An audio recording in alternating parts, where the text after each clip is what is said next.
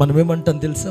మన భాషలో నాకు ఇంకెప్పుడు ఆశీర్వాదం కలుగుతుంది, నాకెప్పుడు ఇంకా నెమ్మది కలుగుతుంది, నా పిల్లలు ఎప్పుడు క్షేమాన్ని అనుభవిస్తారు. రకరకాల పరిస్థితుల్లో ఉన్న నా అనుభవాలు, నా పరిస్థితులు, నా కుటుంబం, నా భర్త, నా భార్య, నా పిల్లలు, నా ఆరోగ్యం, నా ఆత్మీయత ఇప్పుడే బాగా మంచిగా మండాలనుకుంటున్నాను. మందిరానికి వచ్చినప్పుడు, ఆత్మతో నింపబడినప్పుడు, వాక్యం ద్వారా దేవుడు నాతో మాట్లాడుతున్నప్పుడు అప్పుడే కలుగుతుంది మంట.